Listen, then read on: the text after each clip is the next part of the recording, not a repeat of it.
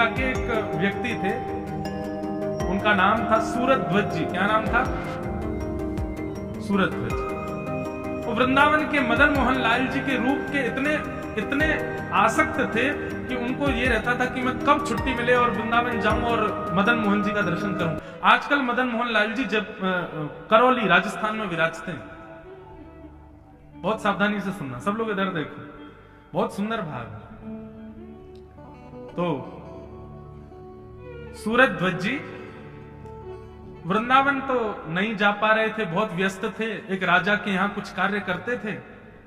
तो उन्होंने क्या किया, एक दिन वो दुकान बाजार में घूम रहे थे तो ताजा ताजा गुड़ आया दुकानों पर, और गुड़ देख करके महाराज सूरध्वज जी के मन में आया कि ये गुड़ मेरे मदन मोहन लाल जी को पहुंचना चाहिए सेवा में वृंदावन। तो उन्होंने जाकर के और दुकानदारों से कहा, भैया ये कितना गुड़ है? बोले इतना है। बोले एक काम करिए ना, मैं एक तांगे वाले से बात कर लेता हूं, आप सारा गुड़ रखवा करके वृंदावन भिजवा दो। दुकानदार बोले भैया भिजवा तो देंगे, इतना रुपया लगेगा? बोले उसकी चिंता नहीं है। बोले इतना रुपया तांगा वाला ले लेगा? बोले उसकी भी चिंता नहीं है, आप बस गुड़ भिजवा दो। दुकानदार ने कहा, देखिए भगवान मैं भिजवा तो दूंगा, लेकिन मेरी एक जिज्ञासा है। बोले क्या? बोले आप इतना पैसा खर्च कर रहे हो, यहाँ संडीले से इतना सारा गुड़ तांगे में धरवा करके वृंदावन भेज रहे हो, इससे कम रुपया में तो आप वृंदावन से गुड़ खरीद करके ठाकुर जी को अर्पित कर दो। और कोई संडीले में कोई बहुत प्रसिद्ध गुड़ होता है ऐसा भी नहीं है, सामान्य गुड़ है, बस हाँ ये संडीले का गुण है। आपको यहां से क्यों भिजवाना इतनी दूर? वृंदावन 3 दिन लगेंगे और इतनी मेहनत करके इतना पैसा खर्च करके आप वृंदावन से किसी को बोल दो कि भाई वृंदावन कोई जा रहा हो, वहां से गुड़ खरीद के ठाकुर जी को अर्पित कर दो। बोले तू नहीं जानेगा, मैं ठाकुर जी का प्रेमी हूं, और प्रेमी अपनी वस्तु जब भेजता है तो प्रेमी के द्वारा दी गई वस्तु चाहे वो कैसी भी हो वो बहुत प्रिय लगती है, वो कैसी भी हो बहुत प्रिय लगती है। सूरध्वज जी ने वो गुड़ संडीले से भिजवाया, 3 दिन लगे महाराज वृंदावन पहुंचने। वृंदावन जब गुड़ पहुंचा तो रात्रि अर्धरात्रि का समय हो रहा था, 11-12 बज रहे थे। गुड़ आकर के मदन मोहन जी के मंदिर के बाहर आकर के तांगा खड़ा हो गया। बोले अब सुबह तक का इंतजार करो, गुसाई जी आएंगे तब उनको देंगे। लेकिन महाराज रात्रि 12 बजे ही गुसाई जी के स्वप्न में मदन मोहन लाल जी आ गए।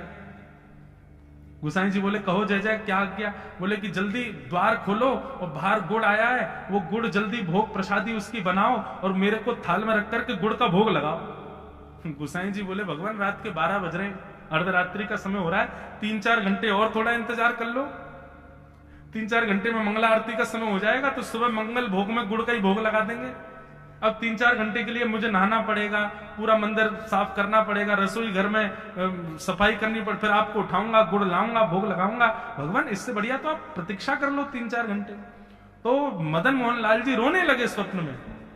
बोले उसने 3 दिन पहले संडीले से गुड़ मेरे लिए भेजा है, मैं 3 दिन से प्रतीक्षा कर रहा था कब गुड़ आएगा, मेरे रोज मुंह में पानी आ रहा था। बोले तुम रोज मेरी सेवा करने आ रहे थे तो तुमको लग रहा था ठाकुर जी को इतना पसीना नहीं, मुंह में से लार टपक रही थी मेरे, कब गुड़ आवे, कब मैं उसको पाऊं। और आज आकर के गुड़ आया है और तुम कह रहे हो 4 घंटा और इंतजार करूं मैं? गोसाई जी तुरंत उठे, जल्दी जाकर के स्नान किया, स्नान करके मंदिर की साफ सफाई करी, रसोई घर में जाकर के चूल्हा चिताया।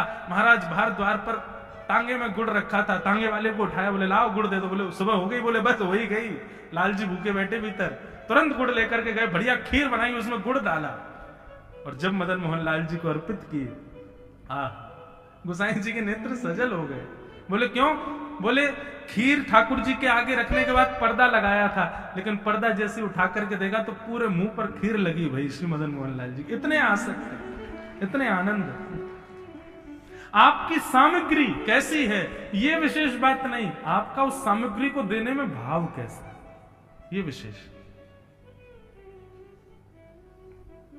भाव। आपके द्वारा दी गई प्रस्तुत की गई वस्तु कितनी मूल्यवान है, कितनी सुंदर है, यह जरूरी नहीं है, उस वस्तु में भाव कितना है।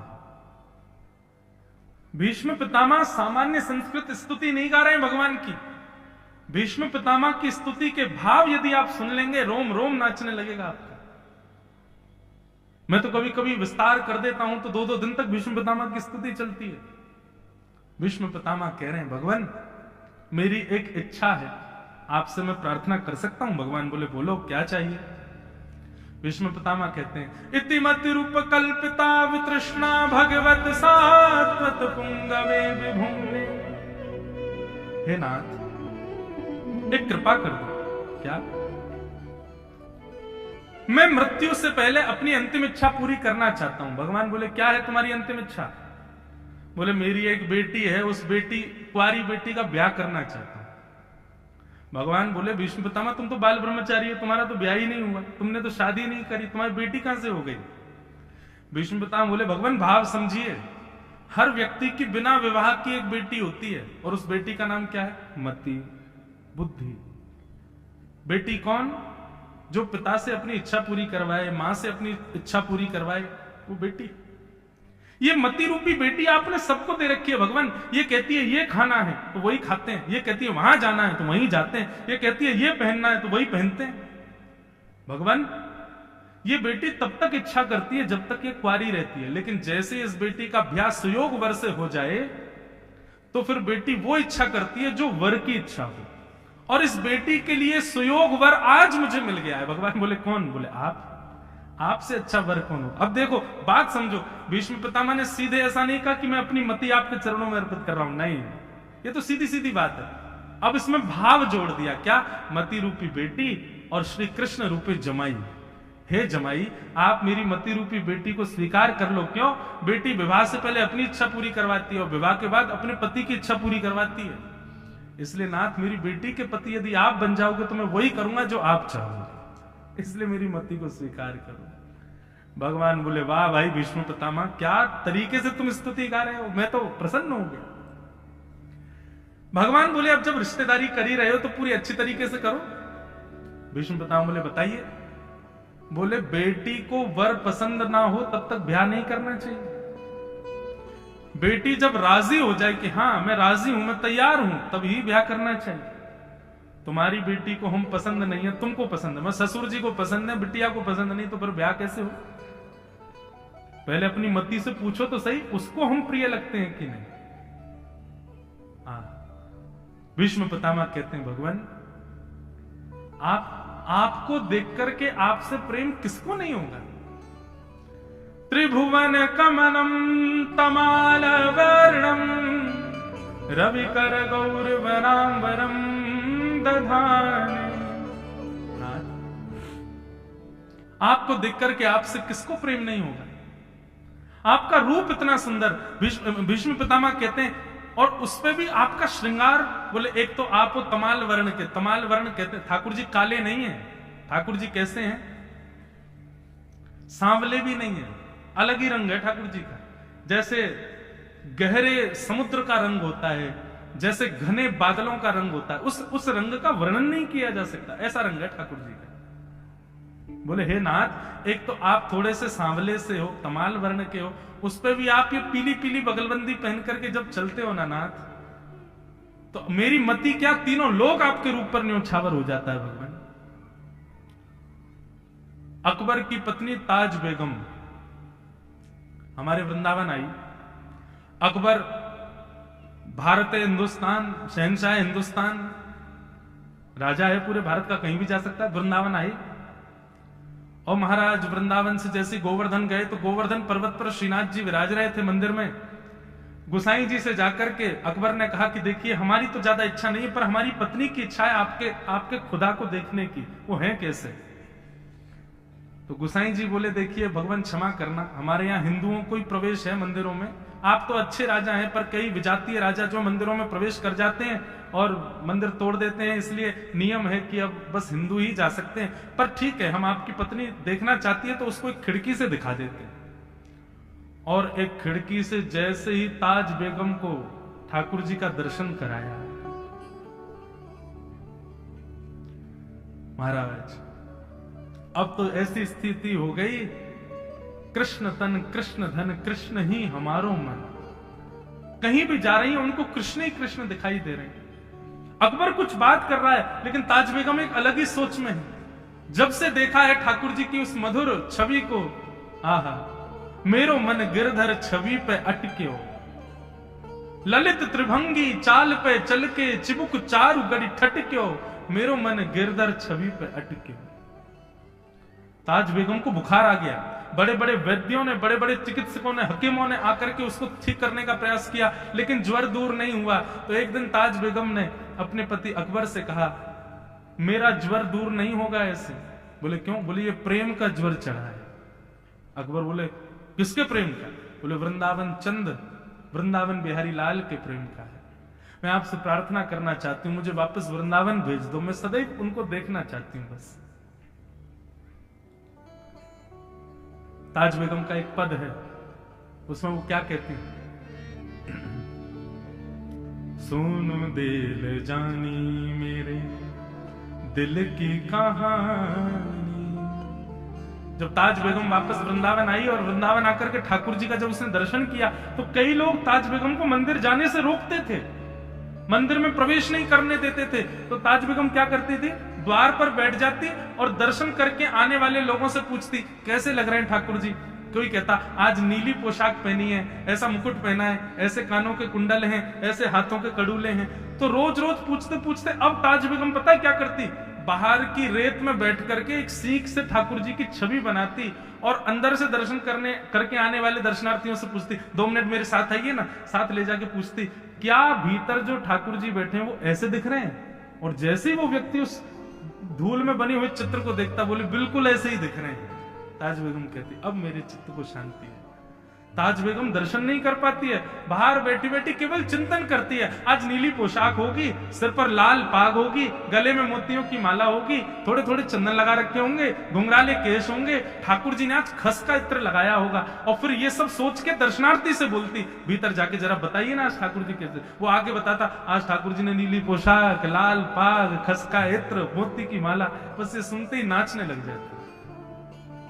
सुनो दिल जानी मेरे दिल की कहानी, तेरे हाथ हूँ बिकानी, तेरे हाथ हूँ बिकानी, बदन नाम भी सहूंगी। सुनो दिल जानी नंद के कुमार, कुर्बान तेरी सूरत पे, हूं तो मुसलमानी हिंदुआनी भी रहूंगी। सुनो दिल जानी मेरे दिल की कहानी, तेरे हाथ हूँ बिकानी, बदन नाम भी सहूंगी। सुनो दिल जानी। ऐसी ताज बेगम ठाकुर जी के। ताज बेगम का चरित्र पढ़ के हमने भी एक बार प्रयास किया। 2020 की घटना है।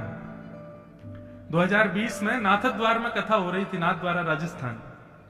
हमारे लाल जी का उत्सव, श्री गिरधर लाल जी हमारे सेवा के ठाकुर जी छोटे से, उनका हर वर्ष उत्सव होता है। इस बार द्वारिका में है, 11 से 17 जनवरी, द्वारिका गुजरात में। पूरे भारतवर्ष के संत आते हैं और महाराज सुबह कथा होती है, शाम को खूब उत्सव होता है। आप भी झांसी के लोग जो जो आ सको, सबको हमारा निमंत्रण, सब लोग पधारो। और जिसका भी आने का मन बन रहा हो वो हमारे किसी भी कार्यकर्ता से बात कर लेना, आपकी सब व्यवस्था वहां हो जाएगी। तो हमारे ठाकुर जी का प्रथम जन्मोत्सव हो रहा था नाथद्वार में, राजस्थान में। तो हमारे ठाकुर जी का श्रृंगार करके सुबह सुबह में 9 बजे कथा होती थी, 9 बजे मंच पे आ जाता था और कथा पूरी होती थी 1 बजे। तो तब तक मंदिर बंद हो जाता था, श्रीनाथ जी का मंदिर। तो मैं क्या करता था, रोज एक व्यक्ति को भेजता था कि आज तुम जाके दर्शन कराओ और मैं जब कथा करके उतरूं तब मुझे बता देना आज ठाकुर जी कैसे दिख रहे थे, उनका श्रृंगार कैसा था। तो ताज बेगम तो सोचती थी कि ऐसा होगा, हम सोचते नहीं थे। हम अपने लाल जी का श्रृंगार करते थे। तो पहले दिन ठाकुर जी को लाल वस्त्र पहनाए, मोतियों की माला पहनाई, सिर पर मुकुट पहनाया, कानों में मकराकृत कुंडल पहनाए, पीछे थाड़ा वस्त्र पहनाया और ऊपर मोतियों की हटरी बना दी ठाकुर जी के। ऐसा कोई मन में भाव नहीं था कि ताज बेगम की तरह हमको भी देखना है कि मैच हो रहा है कि नहीं। बस मंच पे आए, कथा कहने लगे। कथा के बाद में कथा से उतर करके वो बालक जो दर्शन करने के लिए जाता था उससे पूछा मैंने कि आज ठाकुर जी का मंदिर में दर्शन कैसा था। बोले महाराज जी आज ठाकुर जी ने लाल पोशाक पहनी है, सिर पर मुकुट पहना है, मोतियों की माला पहनी है, कानों में मकराकृत कुंडल पहने, पीछे थाड़ा वस्त्र और मोती की हटरी में ठाकुर जी बैठे। अरे मैंने कि पगले हमारे ठाकुर जी नहीं, श्रीनाथ जी के बारे में बताओ।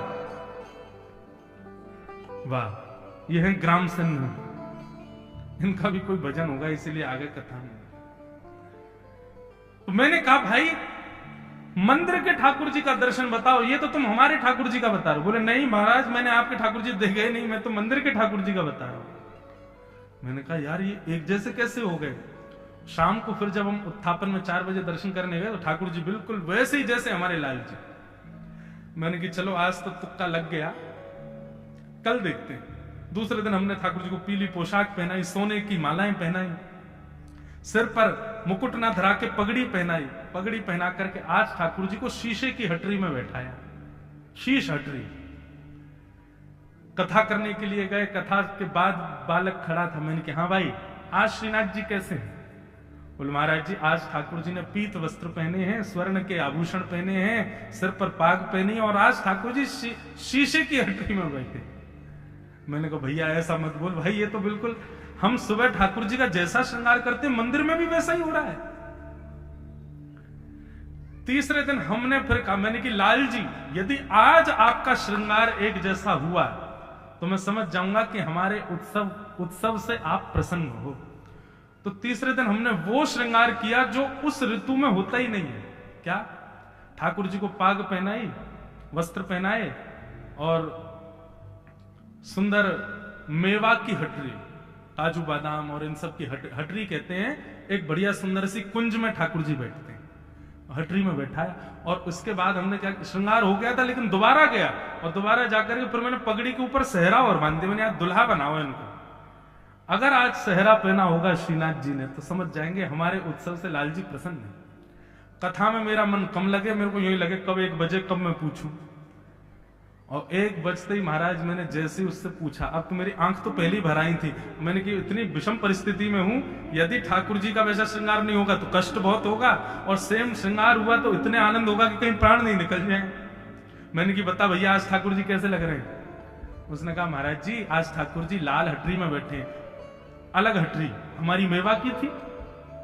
मैंने कि अरे आज तो अलग हो गया। बोले आज ठाकुर जी ने ऐसा श्रृंगार किया है, लेकिन आज विशेष ये था कि आज ठाकुर जी ने पाग के ऊपर सहरा पहना हुआ। ओ महाराज जैसे ही सहरा की बात सुनी, मैं सही बताऊं 2 मिनट तो नाच लिया उसके साथ। मैंने कि भैया गले लग जा, आज तो इतने प्रसन्न है, ठाकुर जी प्रसन्न है हमारी सेवा से। कभी बंधु ये सब कर सकते हैं। कभी ओरछा जाओ, राम राजा सरकार के पहले दर्शन करने से पहले ही सोच लो ठाकुर जी आज यदि आपके श्रृंगार में ये में से कुछ भी एक यदि मिल गया तो हम समझ जाएंगे कि दर्शनार्थियों में सब दर्शनार्थी आपको देख रहे थे पर आपने हमको देखा। सोच के जाओ पहले से, आज ऐसी माला होगी, आज ऐसा पाग होगा, आज प्रसाद में ये होगा, कुछ भी 4-5 बात सोच लो, एक आध तो मिल ही जाएगी। 4-5 मिल जाए तो बहुत बड़ी बात। और देखना भैया जैसे ही राम राजा सरकार का दर्शन करोगे, एक भाव भी आपका मिल गया, आंसू रुकेंगे नहीं आपके, इतना आनंद होगा, लगेगा कि राम जी गोद में ही आ गए, हमारे हृदय से ही लग गए। ऐसे बीच बीच में कभी इन भावों से अपनी भक्ति की परीक्षा लेते रहा करो। कई लोग करते हैं, कई वैष्णव जन विचार करते हैं हमारा इस महीने का पहले दिन ये सोच लेंगे 30 दिन का महीना है, 30 दिन के अंदर यदि वृंदावन से, जगन्नाथपुरी से, द्वारिका से, बद्रीनाथ से, कहीं भी किसी भी तीर्थ से कुछ प्रसाद हमारे घर आ गया, कोई संत यदि हमको दिख गए, कोई वैष्णव का दर्शन हमको हो गया, कोई ब्रजवासी यदि मिल गया, ओरछावासी, पन्ना निवासी कोई मिल गया, तो समझ जाएंगे ठाकुर जी प्रसन्न है। अब महीना भर आप देखो ना चाहते हुए भी भगवान को याद करते रहोगे, हर दिन आपके मन में यही भाव रहेगा आज कोई दिखे, सहज भक्ति होगी ठाकुर जी। भीष्म पितामह कहते हैं भगवान आपका रूप इतना सुंदर है, कौन न मोहित हो उस रूप पर। मेरी बेटी को आप पसंद हो भगवान, मेरी मति रूपी पुत्री से आप विवाह कर लो। भगवान ने कहा भैया सुंदरता से काम नहीं चलता, दामाद के अंदर बहुत सारे गुण देखने पड़ते हैं, सुंदर हो, शौर्य हो, स्वभाव हो, समझदारी हो, सारे गुण देखने चाहिए। भीष्म पितामह बोले जितने गुण आप बताओगे मैं सब आपके अंदर दिखा दूंगा, सर्वगुण संपन्न संसार में ठाकुर जी आप ही हो। इसीलिए श्रीमद वल्लभाचार्य जी महाराज मधुराष्टकम गाते हैं। अधरम मधुरम वदनम मधुरम। आओ सब लोग मधुराष्टकम का पाठ कर ही लो। इतने ठाकुर जी के रूप का वर्णन हमने सुना है, कैसे हैं ठाकुर जी। अधरम मधुरम वदनम मधुरम, अधरम मधुरम वदनम मधुरम, नयनम मधुरम हसितं मधुरम, हृदयं मधुरम हसितं मधुरम, ओ हृदयं मधुरम गमनं मधुरम, हृदयं मधुरम गमनं मधुरम, मधुराधिपते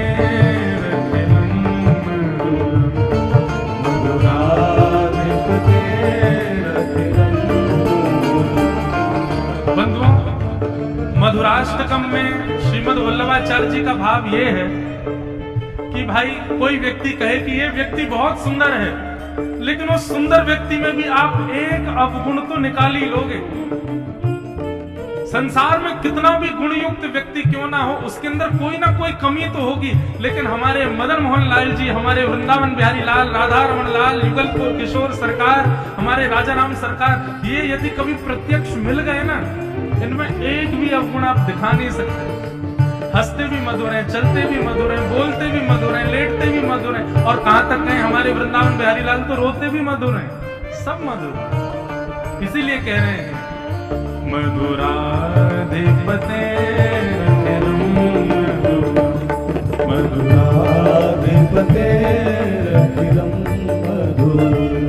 वचनं मधुरं चरितं मधुरं वसनं मधुरं फलितं मधुरं, वचनं मधुरं चरितं मधुरं वसनं मधुरं फलितं मधुरं, चलितं मधुरं भ्रमितं मधुरं, चलितं मधुरं भ्रमितं मधुरं, मधुराधिपते अखिलं मधुरं, मधुराधिपते अखिलं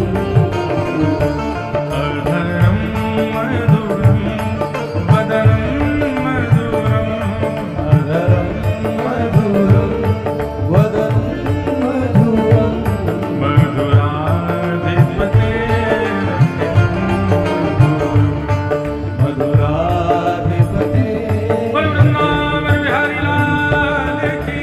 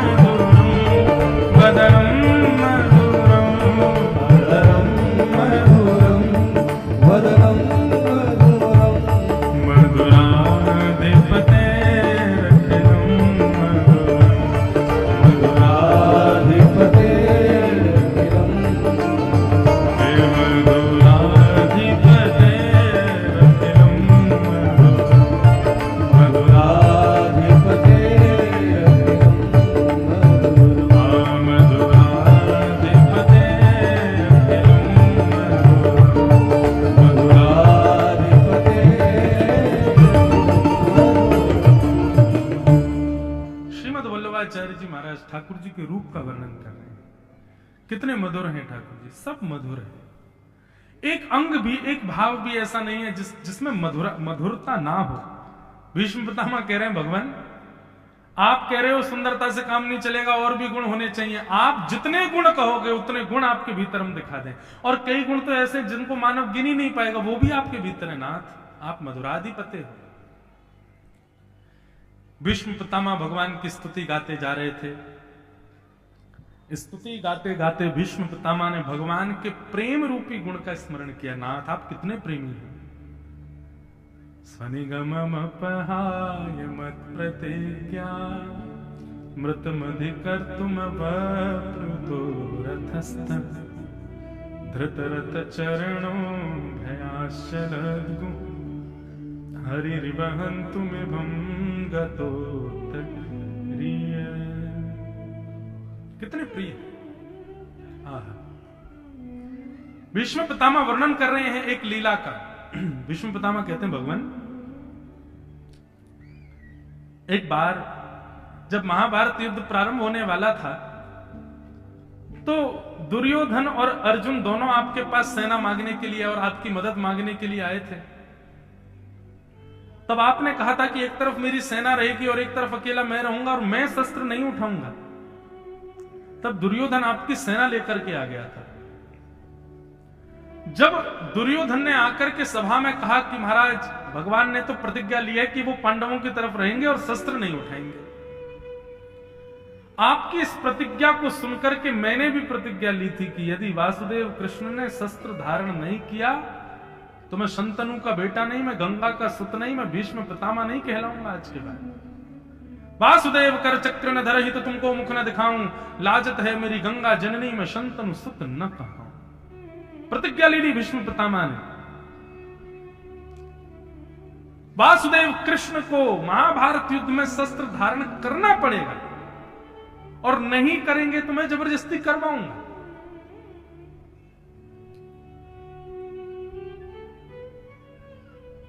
युद्ध प्रारंभ हुआ,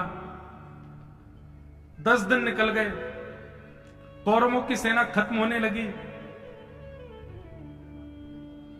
दुर्योधन भीष्म पितामह से बोला, भगवान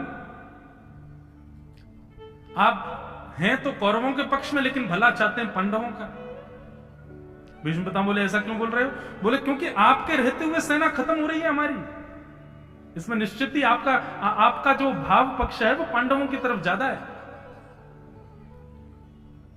भीष्म पितामह बोले, भैया ऐसी बात मत करो, तुम अगर ऐसा कह रहे हो तो बहुत गलत है। दुर्योधन बोला, तो फिर कुछ कीजिए ना, हमारी सेना खत्म क्यों हो रही है? भीष्म पितामह बोले, तो फिर एक काम करो, आज अर्धरात्रि के समय अपनी पत्नी भानुमति को मेरे पास भेजना, मैं उसका आशीर्वाद दूंगा, उसको आशीर्वाद प्रदान करूंगा, अखंड सौभाग्यवती भव।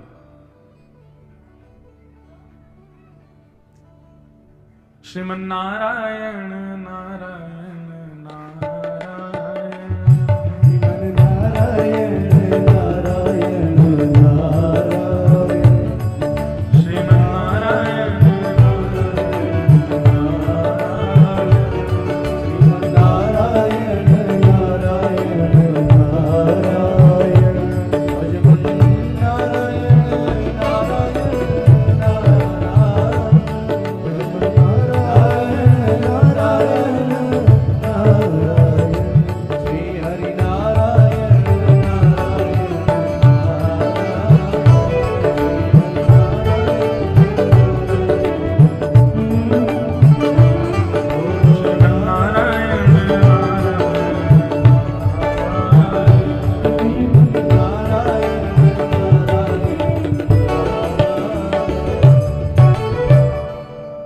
वत्सल भगवान।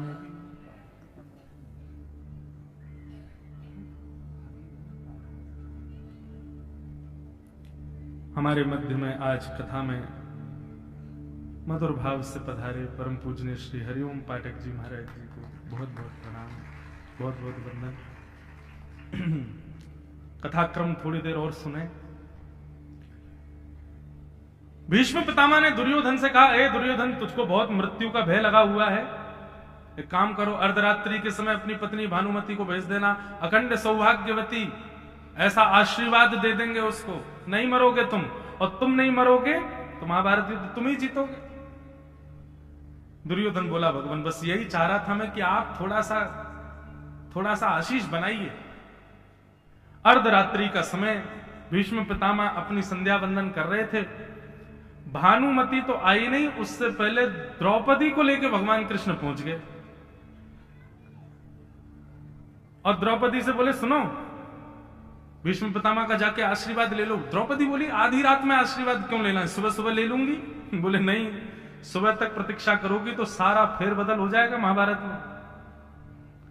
भानुमति आए उससे पहले तुमको लेना है। और सुनो, ज्यादा विद्वत्ता मत करना, ज्यादा चतुराई मत दिखाना, चुपचाप घूंघट करके जाना, भीष्म पितामह से आशीर्वाद लेना, जैसे ही वो आशीर्वाद दें चुपचाप उल्टे पांव बाहर आ जाना, कुछ करने की आवश्यकता नहीं। उनको ये पता तो चले ही नहीं कि तुम द्रौपदी हो। द्रौपदी बोली अगर उनको पता चल गया कि मैं द्रौपदी हूं तो मैं संभाल लूंगी बात को, लेकिन वो मुझसे ये जरूर पूछेंगे कि तुम इतनी रात को आई कैसे। तो मैं क्या बताऊं किसके साथ आई हूं। भगवान बोले हम रूप बदल के आए हैं, हमने जो है स्वापा वापा ऐसे बांधा है, श्रृंगार अपना ऐसा किया है कि कोई पहचानेगा नहीं। अगर ज्यादा कोई बात बिगड़े तो यूं कह देना नौकर है हमारा गोपाल, उसके साथ आए हैं हम। द्रौपदी बोली ठीक है।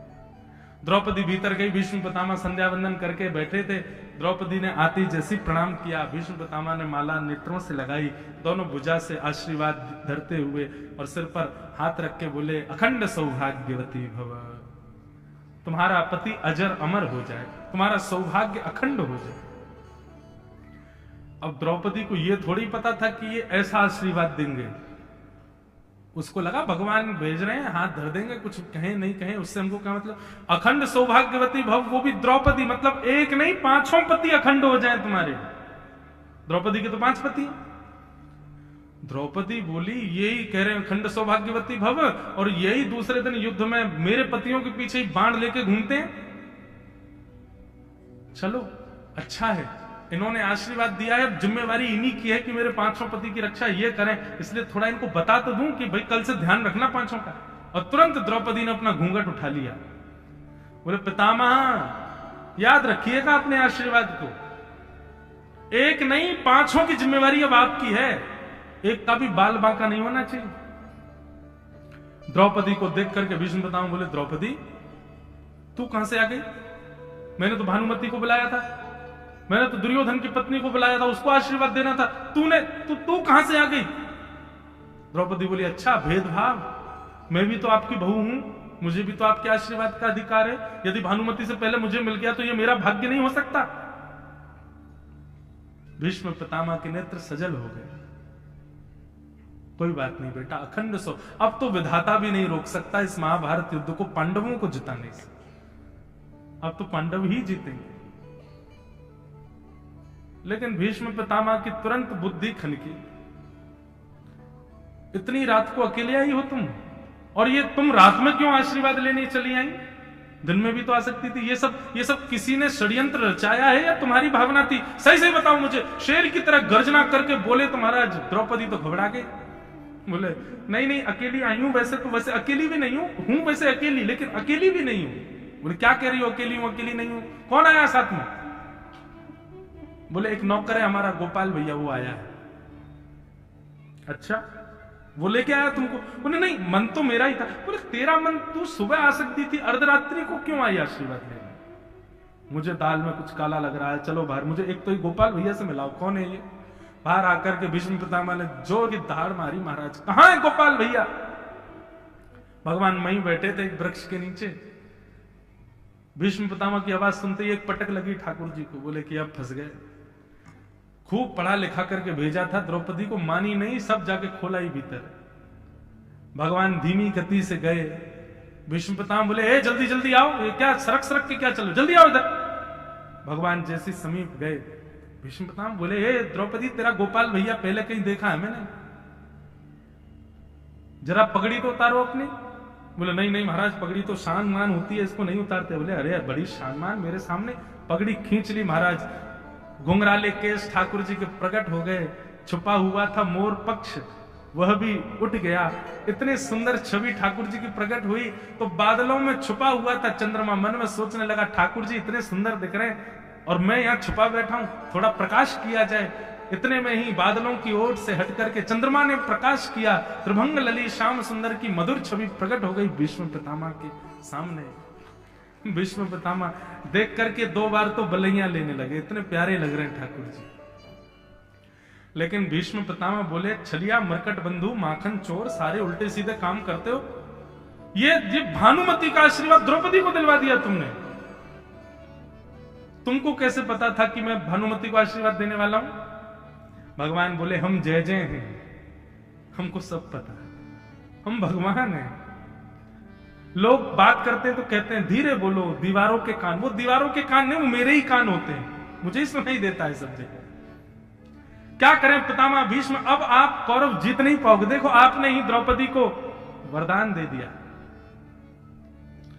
भीष्म पितामह को इस बात की चिंता नहीं थी कि मैंने द्रौपदी को वरदान दे दिया पांडव जीतेंगे। उनको इस बात की चिंता थी कि मैंने प्रतिज्ञा ली थी कि इनके हाथ में शस्त्र धारण करवाऊंगा, और 10 दिन हो गए युद्ध को, अभी तक इन्होंने शस्त्र नहीं उठाया।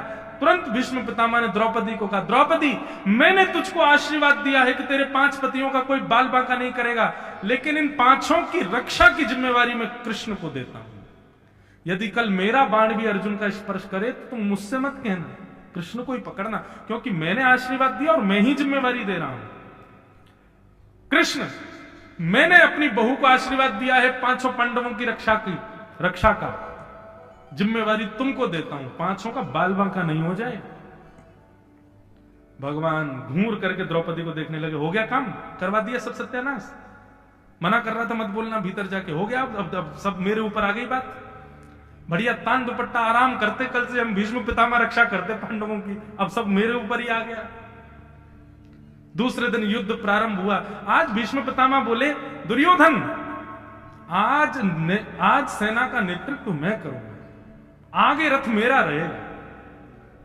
और महाराज भीष्म पितामह ने ऐसा चक्रव्यूह बनाया, ऐसा चक्रव्यूह, 10 दिन में कौरवों की जितनी सेना खत्म हुई थी उतनी सेना चंद मिनटों में पांडवों की खत्म कर दी, अकेले भीष्म पितामह। भीष्म पितामह मारते जा रहे हैं सबको। अंत में देखा कि हां अर्जुन का रथ ऐसी जगह खड़ा, अब ये इधर उधर नहीं जा सकता। तुरंत बाण निकाल करके अर्जुन को केंद्र में लिया, और जैसे ही अर्जुन के ऊपर बाण छोड़ने लगे, भगवान की दृष्टि पड़ी भीष्म पितामह पर। भगवान बोले, रथ भगाने के लिए जगह नहीं है, क्या करूं, कहां कैसे चक्रव्यूह में फंसाया भीष्म पितामह ने। पितामह को रोकना पड़ेगा। पितामह के बाण को रोकने की सामर्थ्य केवल नारायण में है और किसी में नहीं है। भगवान बोले, क्या करें क्या करें, अर्जुन है मेरो प्राण, मैं हूं अर्जुन को प्राण, अर्जुन को जीवन तो जीवन हमारो है।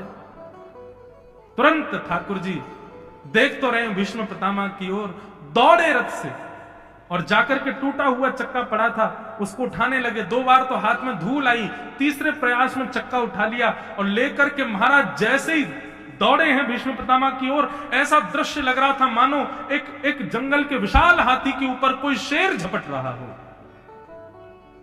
भगवान के नेत्र लाल पड़ गए, पीतांबरी कंधे पर रखा हुआ उत्तरीय वस्त्र नीचे गिर गया, पृथ्वी डामाडोल होने लगी, भूकंप आने लगा। भगवान क्रोध कर रहे हैं। जैसे ही रथ का चक्का लेकर के ठाकुर जी दौड़े भीष्म पितामह की ओर। भीष्म पितामह जो अर्जुन को केंद्र में लेकर के बाण छोड़ने वाले थे, तुरंत उन्होंने अपना बाण और धनुष नीचे रख दिया और सब कौरवों को कहने लगे, देख लो देख लो देख लो, तुम्हारे प्रतिज्ञाधारी कृष्ण को देख लो। आप कहो मैं शस्त्र बिन भूमि हरहूं सब भार। क्या प्रतिज्ञा ली थी आपने कि आप महाभारत युद्ध में शस्त्र धारण नहीं करोगे। हमको क्षत्रिय ना गिने, बोले ही वचन विचार। हम क्षत्रिय हैं और भीष्म पितामह हमारा नाम है। हे द्वारिकाधीश कृष्ण, आगे से कभी प्रतिज्ञा लो तो एक बार मेरे को याद कर लेना, क्योंकि मैं यहां तुम्हारी प्रतिज्ञा तोड़ने ही बैठा हूं। अब बताओ तुमने शस्त्र क्यों उठाया, सफाई दो। आहा, डार चक्र हरि हस पड़ो, दियो उत्तर ब्रजराज।